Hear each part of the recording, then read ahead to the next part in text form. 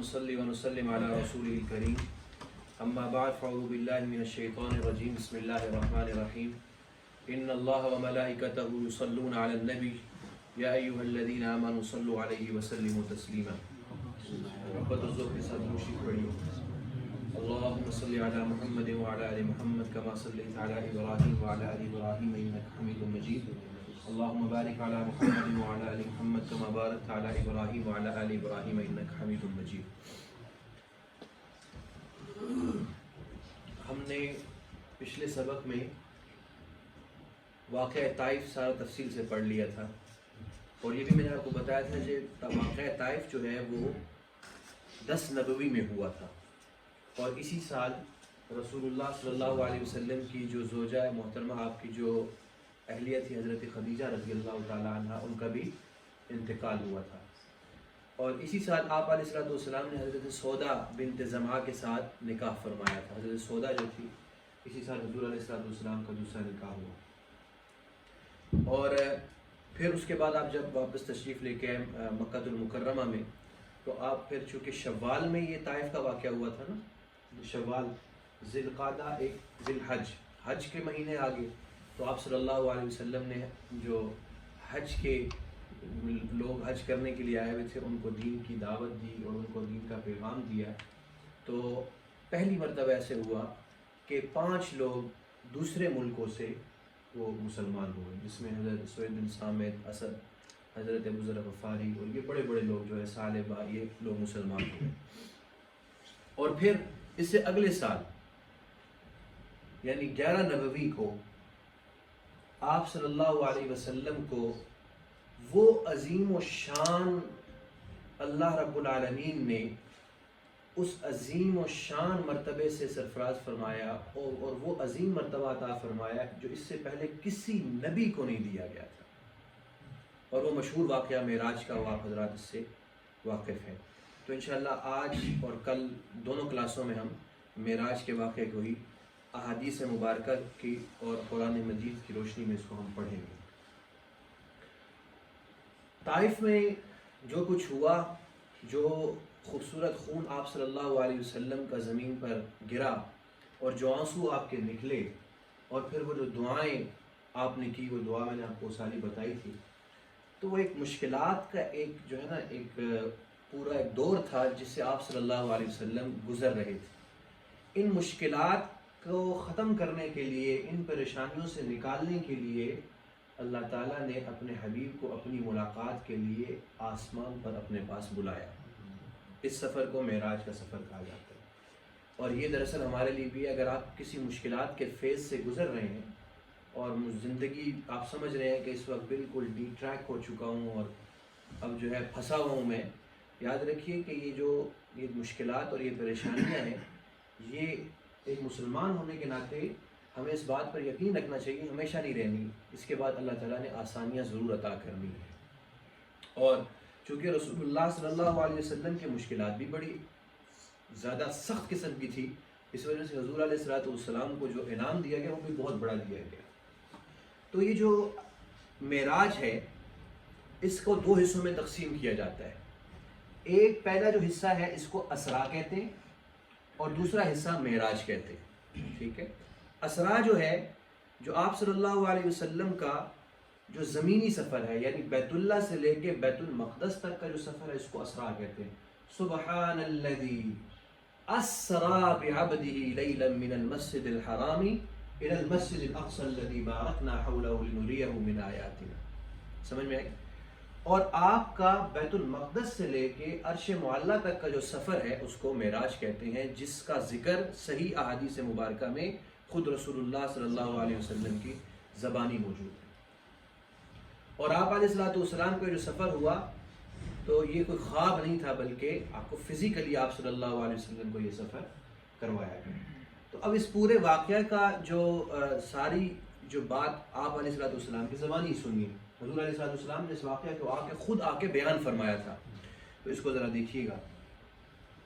آپ علیہ السلام حضرت ام ہانی کون ہے؟ حضرت ام ہانی آپ صلی اللہ علیہ وسلم کی حضرت علی رضی اللہ تعالیٰ عنہ کی بہن، ٹھیک ہے. آپ صلی اللہ علیہ وسلم حضرت ام ہانی کے گھر آرام فرما رہے تھے، سو رہے تھے. اور یہ جو آپ کو یہ نشان دکھایا نا، یہ والا نظر آ رہا ہے آپ کو، ٹھیک، یہاں پر یہ باب عبدالعزیز جو ہے نا اس طرف، یہ جگہ وہ ہے جہاں پر حضرت ام ہانی کا گھر تھا، اور یہاں پر آپ صلی اللہ علیہ وسلم آرام فرما رہے تھے. جبرائیل امین تشریف لے کر آئے، اور جبرائیل امین آئے، آپ علیہ السلام سو رہے ہیں، تو جبرائیل امین کو حکم ہوا کہ اب آپ نے رسول اللہ کو لے کر آنا. اب دیکھیے ذرا محبت کا عالم دیکھیے کہ رسول اللہ صلی اللہ علیہ وسلم سو رہے ہیں. اب جبرائیل امین نے اللہ تعالیٰ سے سوال کیا کہ یا اللہ، آپ کے حبیب سو رہے ہیں، ان کو اٹھانا کس طرح سے ہے؟ ہاں، تو ایک طریقہ یہ ہے کہ آواز دے دی جائے، حضور کو آواز دے دی جائے. یا اللہ آواز دے دوں؟ نہیں، آواز نہیں دیں گے. پھر اللہ ان کو ہلا دوں، اٹھ جائیں گے؟ نہیں، اس طرح سے بھی نہیں. یا اللہ پھر کیا طریقہ اختیار کروں؟ اللہ تعالیٰ نے فرمایا کہ میرے نبی کو اٹھانے کے لیے ان کے پاؤں کے نچلا حصہ جس کو تلیاں کہا جاتا ہے تم چوم لو، چوم لے تلیاں آقا کی کافوری ہونٹوں سے. جبرائیل امین آئے، آپ صلی اللہ علیہ وسلم کے پاؤں کو چوما، آپ علیہ السلام بیدار ہو. کہا کہ یا رسول اللہ، اللہ تعالیٰ کا حکم آیا ہے، اللہ تعالیٰ آپ کی ملاقات چاہتے ہیں. حضور علیہ السلام کو لیا، حتیم میں لے کر آئے، بیت اللہ جو حتیم وہاں پر لے کر آئے، اور وہاں پہ آپ علیہ السلام کا شق صدر ہوا. آپ کو میں نے پہلے بھی بتایا تھا، شق صدر کا مطلب یہ کہ حضور کا سینہ کھولا گیا، بچپن میں ہو ایک دفعہ ہوا، اور یہ دوسری مرتبہ، اور آپ کا دل مبارک نکالا گیا، آب زمزم سے دھویا گیا، کیونکہ جو سفر تھا اگلا وہ بہت اہم تھا. آپ کو پتہ ہے نا، ہم جیسے حج کے لیے جائیں یا کسی جگہ پہ جائیں نا تو پہلے ویکسینیشن کی جاتی ہے، کیونکہ اسی وجہ سے جو اگلا سفر تھا اس کے لیے ویکسینیشن کی گئی، کیونکہ بڑا اہم تھا اور بڑے ایسے چیزوں کا ظہور ہونا تھا، اس وجہ سے آپ صلی اللہ علیہ وسلم کو تیار کیا گیا. اور پھر جبرائیل امین کہتے ہیں کہ پھر اس کے بعد کہا کہ یا رسول اللہ چلیے. فرماتے ہیں کہ حضور علیہ السلام فرماتے ہیں کہ مجھے جبرائیل لے کر آئے، مجھے باہر لے کر آئے تو میں نے کیا دیکھا، بیت اللہ سے باہر میں آیا، حرم سے باہر آیا تو سامنے براق کھڑا ہوا تھا. یہ براق ایک سواری تھی جو جبرائیل اپنے ساتھ لے کر آئے تھے، اور یہ جو سواری تھی یہ خچر سے تھوڑی سی بڑی تھی، لیکن حضور علیہ السلام، ترمذی کی روایت ہے، حضور فرماتے ہیں اس کو براق بھی اسی وجہ سے براق کہتے ہیں تیز رفتار کو. حضور علیہ السلام فرماتے ہیں کہ وہ اتنی تیز تھی کہ جہاں پر نگاہ پڑتی تھی وہاں پر اس کا قدم پڑتا تھا، تو اتنی زیادہ تیز رفتار سواری تھی. تو اس میں آپ علیہ السلام سوار ہوئے. تو جب آپ براق پہ سوار ہوئے، صحیح مسلم کی روایت کے مطابق تو براق تھوڑا سا بدکا، تو جبرائیل امین نے کہا کہ تجھے معلوم ہونا چاہیے کہ تیرے اوپر اس وقت دونوں جہانوں کے سردار بیٹھے ہوئے ہیں، صحیح مسلم کی روایت کے مطابق. اور پھر وہ بالکل سیدھا ہو گیا. اور رسول اللہ صلی اللہ علیہ وسلم فرماتے ہیں اس کے بعد ہمارا سفر شروع ہوا. آپ مکہ المکرمہ سے نکلے تو حضور فرماتے ہیں ایک وادی آئی، اور جو نخلہ تھی، اور وہ وہاں پر کھجور کے درخت تھے. جبرائیل نے وہاں پر کہا کہ یا رسول اللہ یہاں رکیے، تو ہم وہاں پر رکے. جبرائیل نے کہا یہاں پہ حضور رکے وہاں پر، تو حضور علیہ السلام کو کہا کہ یا رسول اللہ نوافل پڑھیے. حضور نے نوافل ادا کیے. کہا کہ یا رسول اللہ آپ جانتے ہیں کون سی جگہ ہے؟ کہا جبرائیل کون سی جگہ ہے؟ کہا کہ آپ یہاں پر ہجرت کر کے آئیں گے. بتا دیا گیا کہ اب آپ کی جو شب غم ہے، جو تکلیفوں سے بھری ہوئی مکہ المکرمہ کی زندگی ہے، وہ ختم ہونے والی ہے. پھر اس کے بعد آپ صلی اللہ علیہ وسلم فرماتے ہیں ہم آگے چلے. پھر عقبہ ایک جگہ آئی، تو یہاں پر جبرائیل پھر رکے. پھر کہا کہ رسول اللہ صلی اللہ علیہ وسلم کو کہا کہ یا رسول اللہ یہاں پر نفل پڑھی. حضور نے نفل پڑھے. کہا کہ جبرائیل امین نے یا رسول اللہ آپ کو معلوم ہے کون سی جگہ ہے؟ میں نے کہا نہیں مجھے نہیں معلوم. کہا کہ یہ وہ جگہ ہے جہاں پر اللہ تعالیٰ نے حضرت موسیٰ کو سے ہم کلام ہوئے تھے، اور یہاں پر حضرت موسیٰ کو تورات عطا فرمائی تھی. اس کے بعد ہم تھوڑا سا آگے چلے تو القدس سے پہلے ایک جگہ بیت اللحم آئی، تو وہاں پر جبرائیل نے کہا کہ یہاں پہ رکیے. میں وہاں پر رکا. کہا کہ یا رسول اللہ یہاں پہ نوافل پڑھیے. میں نے نوافل پڑھے. میں نے کہا کہ یہ کون سی جگہ ہے؟ کہا کہ یا رسول اللہ یہ حضرت عیسیٰ کی جائے پیدائش ہے. یہ ایک تو مدینہ کی تصویر پہلے آ گئی. یہ وہ جگہ جہاں پر اللہ تعالیٰ سے ہم کلام ہوئے، حضرت موسیٰ علیہ السلام، اور یہ وہ بیت اللحم، یہ وہ جگہ ہے جہاں پر حضرت عیسیٰ علیہ السلام کی پیدائش ہوئی ہے۔ آپ علیہ السلام فرماتے ہیں کہ ہمارا سفر جاری تھا تو اچانک مجھے ایک جگہ سے خوشبو آئی۔ میں نے کہا جبرائیل یہ خوشبو کیسی ہے؟ تو کہنے لگے کہ یا رسول اللہ یہ معاشطہ کی خوشبو ہے، جو فرعون کی کنگھی کی یا فرعون کی بیٹی کی کنگھی کیا کرتی تھی، وہ ایک خاتون ہے، اس کی ہڈیاں یہاں پر مدفون ہیں، اس کی خوشبو ہے۔ وہ واقعہ بھی ذرا سن لیجئے۔ فرعون کی بیٹی اس کی جو کنگھی کرنے والی تھی، وہ ایک دفعہ اس کو کنگھی کر رہی تھی، اچانک یہ ہوا کہ اس کی کنگھی نیچے گری تو اس نے کہا رب موسیٰ وتعس فرعون، رب موسیٰ کے رحم، موسیٰ کا رب مجھ پر رحم کرے اور فرعون ہلاک ہو۔ فرعون کی بیٹی کو پتہ لگا، اس نے کہا کہ کیا میرے ابا جان کے علاوہ بھی تمہارا کوئی رب ہے؟ کہا کہ میں تو موسیٰ کے رب پر ایمان رکھتی ہوں۔ اس نے جا کر، ایک لمبی سٹوری ہے، اس کو میں شارٹ کرتا ہوں، اس نے جا کے فرعون کو بتایا۔ فرعون نے نا بڑی کوششیں کی کہ کسی طریقے سے اس کو حضرت موسیٰ علیہ السلام کے پر ایمان اور اللہ پر ایمان سے واپس ریورٹ کیا جائے۔ اس نے کہا جو مرضی کر لو، میں کچھ نہیں، میں اللہ پر ایمان کو نہیں چھوڑ سکتی۔ تو اس نے کڑاہا، بڑا سا کڑاہا لایا اور اس کے اندر تیل ڈالا اور اس کو صحیح گرم کیا۔ اس کے 2 بچے تھے، ایک شیرخوار بچہ تھا اور ایک تھوڑا بڑا تھا۔ تو اس کو کیا کیا کہ کہا کہ دیکھو اللہ پر، رب موسیٰ پر ایمان ختم کر دو، تم بچ جاؤ گی، تمہارے بچے بچ جائیں گے۔ تو اب ہوا یہ کہ اس نے کہا کہ میں نہیں چھوڑ سکتی، اللہ کو میں نہیں چھوڑ سکتی۔ تو اس نے اپنے بڑے بچے کو لیا اور اس کے اندر یوں کیا اور کباب بن گیا ایک دم سے۔ اور پھر کہا کہ دیکھ لو ابھی بھی وقت ہے۔ اس نے کہا میں کچھ نہیں کر سکتی۔ کہا کہ چلو پھر اس کو بھی ڈالو۔ اس نے کہا مجھے ڈالنے کی ضرورت نہیں ہے، میں خود جاتی ہوں۔ وہ تھوڑی سی آگے ہوئی، جب اس کی وہ آگے تپش محسوس ہوئی تو بچہ جو ہے وہ شیرخوار بچہ ہے، ہاتھ میں اچانک ایک دم سے رکی، ٹھٹکی اور ایک دم سے وہ اس کا دل پکڑا گیا۔ تو وہ جو بچہ تھا، جو شیرخوار، جو ہاتھ میں، جو گود میں، اس نے کہا کہ اماں کیا کرتی ہو، اللہ کے لیے جان دے دو۔ تو اس نے وہ چھلانگ لگائی۔ تو وہاں پر حضور معراج پر جا رہے تو وہاں سے خوشبو آئی۔ کہا کہ یہ خوشبو کیسی؟ تو کہا کہ یا رسول اللہ یہ اس عورت کی ہڈیوں کی خوشبو ہے جس نے اپنے اللہ کے نام پر جان دی تھی۔ اندازہ لگائیے۔ تو یہ ایک واقعہ پیش آیا۔ اور پھر بہت سارے اس امت پر جو عذاب آنے والے ہیں، رسول اللہ صلی اللہ علیہ وسلم کے سامنے ان کو ظاہر کیا گیا اور بتایا گیا کہ یا رسول اللہ آپ کی امت میں بعض لوگ ایسے آنے والے ہیں جو یہ فلاں کام کریں گے، ان پر یہ عذاب آئے گا۔ وہ مختلف جو عذاب ہیں وہ ذرا وہ بھی پڑھیے، یہ آپ صلی اللہ علیہ وسلم نے خود بتایا۔ آپ علیہ السلام نے فرمایا کہ میں گزرا، میں نے دیکھا کہ کچھ لوگ ہیں، بڑے بڑے پتھروں سے ان کو سروں کو مارا جا رہا ہے، کچلا جا رہا ہے، ختم کر دیا جاتا ہے، پھر اس کے سر بنتا ہے، پھر اس کو مارا جاتا ہے، پھر سر بنتا ہے، اور چیخ رہا ہے، چلا رہا ہے۔ تو میں نے کہا جبرائیل یہ کون ہے؟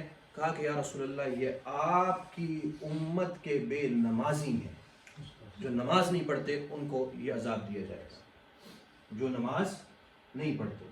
حضور علیہ السلام کے سامنے چیزوں کو ظاہر کیا گیا۔ پھر اس کے بعد آپ علیہ السلام نے فرمایا میں نے بعض لوگوں کو دیکھا کہ ان کے جو ہونٹ ہیں وہ اونٹوں کی طرح بڑے بڑے ہونٹ ہیں، اور زقوم ایک درخت، بڑا کڑوا اور گندا درخت ہوتا ہے جس کا قرآن نے بھی ذکر کیا ہے، جہنم کا درخت اسے کہا ہے، کہ وہ اس کو کھا رہے ہیں اور چیخ رہے ہیں، ان کو مجبور کیا جا رہا ہے اس کو کھانے پر، اور وہ چیخ رہے ہیں، چلا رہے ہیں، لیکن کہا جاتا ہے کہ کھاؤ ہی کھاؤ۔ حضور نے فرمایا یہ کون ہے؟ کہا کہ یا رسول اللہ یہ وہ لوگ ہیں جن کو اللہ نے مال دیا لیکن یہ زکوٰۃ ادا نہیں کرتے، یہ آپ کی امت کے وہ لوگ ہیں۔ پھر آپ علیہ السلام نے ایک شخص کو دیکھا کہ اس بڑا سا لکڑیوں کا ایک گٹھا ہے، اسے کہا جاتا ہے اس کو اٹھاؤ، وہ اٹھاتا ہے تو وہ اسے اٹھایا نہیں جاتا، تو اس کو مارا جاتا ہے، اس کو تکلیف میں ڈالا جاتا ہے، اس کو اٹھا نہیں سکتا۔ کہا کہ جبرائیل یہ کون سے لوگ ہیں؟ کہا کہ یا رسول اللہ یہ آپ کی امت کے وہ لوگ ہیں جو دوسروں کے حق دبا لیتے ہیں، جو دوسروں کے حق دبا لیتے ہیں، پیسے دینے ہیں پورے نہیں دیے، آدھے مار لیے، تھوڑے سے آخر سے رکھ لیے، کسی کی کوئی چیز، اور ایک ایگریمنٹ ہوا ہے کہ بھائی تمہاری یہ ڈیوٹی ہے، یہ ڈیوٹی تم نے کرنی ہے، اس کے تمہیں اتنے پیسے ملیں گے، ڈیوٹی پوری نہیں کرتے، جا کے آفس میں جا کے گپے ہانکتے رہتے ہیں، کام پورا نہیں کرتے۔ یہ سارے حقوق تلفیوں کے اندر ہے۔ ہم سمجھتے ہیں حق دبانے کا یہی مطلب ہے، بہنوں کا حق نہیں دیتے، حصے مار لیتے ہیں، بہنوں کے حقوق نہیں دیتے، ایسے ہی دوسروں کا حصے۔ تو یہ عذاب ان کو دیا جائے۔ اور پھر آگے حضور علیہ السلام نے فرمایا کہ بعض لوگ ایسے کہ جن کے ہونٹوں کو اور کینچیوں کو کاٹا جا رہا، تو میں نے کہا کہ یہ کون ہے؟ ہؤلاء خطباء امتک، یا رسول اللہ یہ آپ کی امت کے وہ لوگ، وہ واعظین اور وہ خطیب ہیں جو کہتے تو ہیں یا وہم یقولون ولا یفعلون، کہتے ہیں کرتے نہیں، بے عمل خطیب، اللہ تعالیٰ محفوظ فرمائے، بے عمل مقررین، کہ کہا کچھ اور زندگی کچھ اور، اللہ تعالیٰ ہم سب کو اس میں ایک بڑا مشکل مرحلہ۔ پھر اس کے بعد آپ صلی اللہ علیہ وسلم نے دیکھا، آپ نے فرمایا کہ پھر ہم اسی سفر کے دوران، یہ جو آپ کا بیت المقدس اسرا کا سفر ہے، کہا کہ میں نے ایک جگہ پر دیکھا کہ کچھ لوگ ہیں ان کے جو ناخن ہیں تانبے کے ہیں، وہ اس سے اپنے آپ کو یوں نوچ رہے ہیں، یوں نوچ کے اپنا گوشت کھا رہے ہیں۔ کہا جبرائیل یہ کون لوگ ہیں؟ کہا کہ یا رسول اللہ یہ آپ کی امت کے وہ لوگ ہیں جو غیبت کرتے ہیں، غیبت کرتے ہیں۔ غیبت کیا ہے؟ ایک صحابی آئے، کہنے لگے یا رسول اللہ، سنیے حدیث مبارکہ، کہنے لگے کہ یا رسول اللہ غیبت کیا ہے؟ آپ علیہ السلام نے ارشاد فرمایا ان تذکر اخاک، کہ تم اپنے بھائی کا ذکر اس طرح سے کرو کہ اگر وہی بات تم اس کے سامنے کہو تو اس کو بری لگے۔ کہنے لگے کہ یا رسول اللہ مجھے ایک بات بتائیے، ہم اس کی برائی کا ذکر کر رہے ہیں اور وہ برائی اس کے اندر موجود ہے۔ حضور نے فرمایا کہ بالکل برائی موجود ہے، تب تم اس کے پیٹھ پیچھے باتیں کر رہے ہو، یہی تو غیبت ہے۔ اور اگر اس میں برائی موجود نہیں ہے پھر تم اس کی پیٹھ پیچھے باتیں کر رہے تو بہتان ہے، یہ فقط بہتا۔ سمجھ میں آئی؟ اور مجلس میں بڑا مزہ آتا ہے، یقین کریں مجلس اس وقت تک گرم ہی نہیں ہوتی جب تک کسی دوسرے کے بارے میں باتیں نہ کی جائیں، لیکن یہ یاد رکھیے حقیقت یہ ہے کہ آپ صلی اللہ علیہ وسلم کے سامنے ان چیزوں کو ظاہر کیا گیا ہے۔ خدا کی قسم آج اگر کسی طریقے سے کوئی موقع ہوتا میں آپ کو بتاتا آپ اس بات کو جھٹلا دیں، لیکن میں آپ کو رب کعبہ کی قسم اٹھا کر کہتا ہوں اس کو جھٹلانے کا کوئی راستہ نہیں، ایسی صحیح احادیث ہیں آپ اس کو جھٹلا نہیں سکتے۔ لہٰذا اپنی محفلوں کو، میرے بھائیوں سیرت کا یہ بہت بڑا پیغام ہے، سمجھ میں آ گئی؟ واقعات سن کے کانوں کے مزے لے کے میں صرف بات کر کے ہم سن کے ختم کر نہیں، سیرت کا بہت بڑا کردار کو صحیح کرنا بہت ضروری ہے۔ اور کردار کی سب سے بنیادی چیز آپ دیکھیں، میں بسا اوقات ایسا ہوتا ہے ہم نمازیں پڑھ رہے ہیں، ذکر ہو رہے ہیں اور اعمال ہو رہے ہیں لیکن مزہ ہی نہیں آ رہا، تبدیلی آ نہیں رہی، جس طرح جس پوائنٹ پہ تھے وہ اسی پوائنٹ پہ کھڑے ہوئے ہیں۔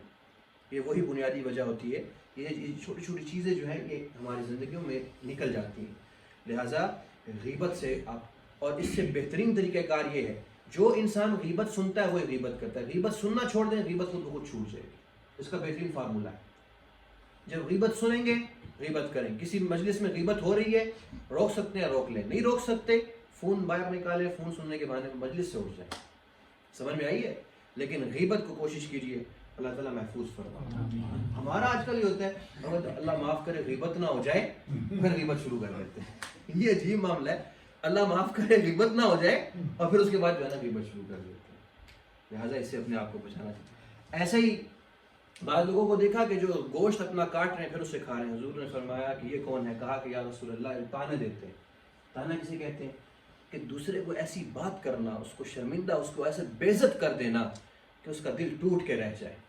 یاد رکھیں وہ میں نے ایک خوبصورت جملہ پڑھا، کہا کہ دیکھو اتنا نہ کسی کو ستاؤ کہ بات اللہ تک پہ پہنچ جائے، اپنے معاملات نیچے حل کر لو، اللہ اگر انوالو ہو گیا نا بیچ میں پھر چھوڑے گا نہیں۔ سمجھ میں آ گئی؟ تو ان چیزوں کا خیال رکھنا ہے۔ بہت دفعہ ہوتا ہے انسان گھر میں بیگم ہو، تو کون ہے تجھے پتہ ہے، تو تیری حیثیت کیا ہے، تو کس خاندان سے تعلق رکھتی ہے، عورتوں میں زیادہ یہ باتیں ہوتی ہیں، عورتیں ایسے کرتی ہیں، تانے دیتی ہیں۔ لہٰذا اپنے گھر میں بھی اور کوشش کریں سب سے پہلے اپنے آپ میں ان تانے دینے کو چھوڑنا چاہیے۔ پھر یہ بڑی اہم بات کہ بعض لوگوں کو دیکھا کہ آگ کے انگارے ہیں، ان الذین یأکلون، قرآن میں بھی اللہ نے فرمایا آگ کے انگارے ہیں، ان کو لیتے ہیں ان کو پیٹ میں ڈالتے ہیں، وہ پیٹ جو ہے ان کا ان آگ کے انگاروں اس اندر سے نظر آتا ہے، اور وہ اس کی وجہ سے جو ہے وہ پیٹ جو ہے وہ گرمائش کی وجہ سے پھٹتا ہے، پھر آگ کھاتے ہیں کہ یا رسول اللہ یہ آپ کی امت کے وہ لوگ ہیں جو یتیموں کا حق دبا لیتے ہیں اور حق مار لیتے ہیں۔ ان الذین یأکلون اموال الیتامی ظلما انما یأکلون فی بطونہم نارا، اللہ کہہ رہے ہیں جو یتیموں کا مال کھاتے ہیں یہ ایسے ہیں جیسے کہ یہ اپنے پیٹ میں آگ بھر رہے ہیں۔ سمجھ میں آئی؟ اور پھر اس کے بعد آخری آپ صلی اللہ علیہ وسلم نے دیکھا بعض لوگ ہیں جو سانپ لیتے ہیں، ان کے پیٹ اس سانپوں سے بھرے جاتے ہیں، ان کے پیٹ پھولے ہوئے ہیں، سانپ ان کے پیٹوں میں نظر آ رہے ہیں۔ یا رسول اللہ یہ کون ہے؟ حضور نے فرمایا کون ہے؟ یا رسول اللہ یہ آپ کی امت کا سود کھانے والا ہے۔ سود کھانے والا، کسی بھی صورت میں سود ہو، سود کسی بھی طرح سے ہو، یہ حرام ہے، اور ہر طرح سے سود حرام ہے۔ بسا اوقات آپ کو اس کی کاسٹ ادا کرنی پڑتی ہے، مجھے معلوم ہے ادا کرنی پڑتی ہے، ساری زندگی گزر گئی جی، میں ابھی تک جو ہے وہ کرائے کے گھر پہ رہ رہا ہوں، کاسٹ ادا کرنی پڑتی ہے۔ لیکن کیوں ادا کر رہے ہیں؟ اس وجہ سے کہ میں یہاں پر اپنے اللہ اور اس کے رسول کی بات کو ماننے کے لیے آیا ہوں۔ تو جو کاسٹ ادا کر رہے ہیں تو یہ نقصان نہیں ہو رہا، یہ دنیا اور آخرت دونوں بن رہی ہے۔ سود کسی بھی صورت میں، سود کی ہر صورت وہ حرام ہے، اور اللہ رب العالمین، اور آپ یقین کیجئے یہ بات آپ ذہن سے بھول جائیں، وہ کہتے ہیں نا جی ہم مارگیج دیتے ہیں تو وہ تو تھوڑی سی ہے، اور اگر ہم کرایہ دیتے ہیں وہ زیادہ ہے، اور ہوتا ہے اس طرح، دیکھیں کرایہ تو ہمارا زیادہ جا رہا ہے، مارگیج تھوڑی جا رہی ہے۔ یاد رکھیں نظر تو ایسے ہی آ رہا ہے، لیکن یاد رکھیں آپ کا یہ گھر اللہ اور اس کے رسول کے خلاف مورچہ ہے۔ سمجھ میں آئے؟